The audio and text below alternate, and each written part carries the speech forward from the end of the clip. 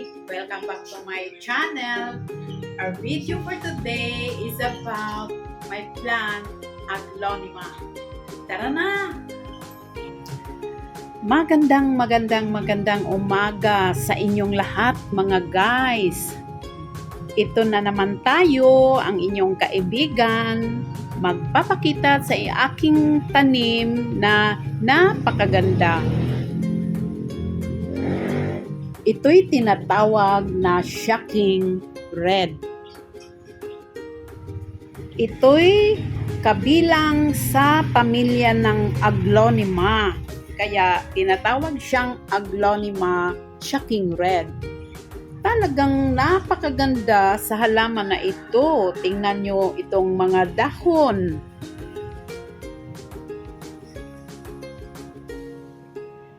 So, ang dahon niya ay napakaganda. May halong green. So, tingnan nyo tong dahon na ito. Oh.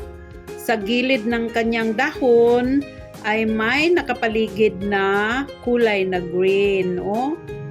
Nya, tanawa iyang punuan, guys. Ang iyang punuan. No?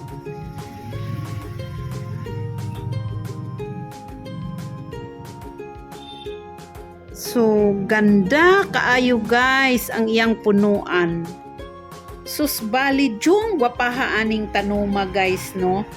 Kaya tinawag siyang Aglonema shocking red.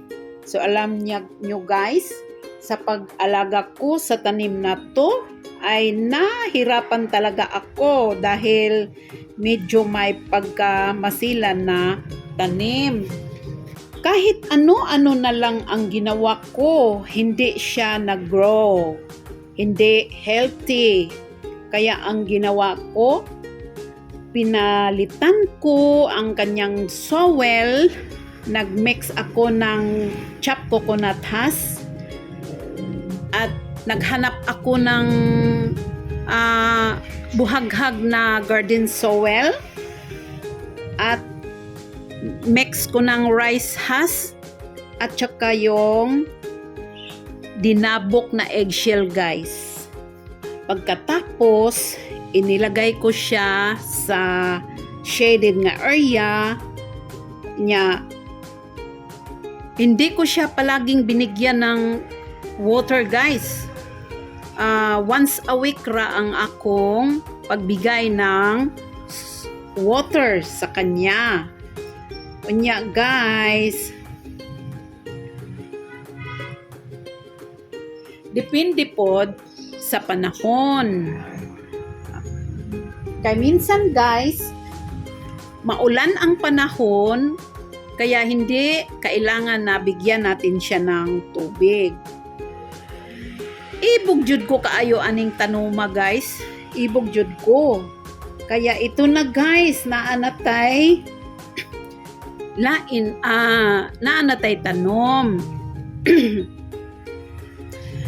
Nya guys, tips ko para sa inyo sa lahat ng mga hindi pa nakapag-alaga ng ganitong klase na plant guys no. Una guys, huwag ilagay sa direct na sunlight kasi masira yung mga guys dahon niya. Katulad nito guys, oh, ma-sunburn yung dahon. Kaya hindi na siya magandang tingnan. So sa pagbigay ng water guys, huwag palaging bigyan ng water. Kailangan check muna yung soil kung wala na bang na siya, tuyo na ba. Then yan na ang panahon na bigyan mo siya ng tubig. Then, yung soil guys, huwag yung matigas. Kailangan buhaghag ang soil na ilagay nyo sa kanya. So, alam nyo guys, itong itong klase na Aglonema na ito guys, hindi siya magbigay ng baby plant. Dili siya mohatag og saha guys. Kaya bakit meron na akong isa ng shocking red? Guys, pinutol ko dito sa mother plant. Kaya may dalawa na tayong ganito. Kaya hindi natin siya putulin guys, hindi din siya magbibigay ng baby plant. So yan guys, meron na tayong dalawa. So tingnan nyo guys, napansin ko na lang na nag-grow na di-aining ako ang mga tanong. Malapad na ang kanilang mga dahon.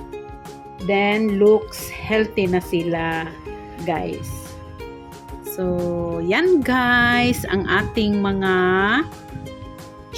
Aglonema Shocking Red. No?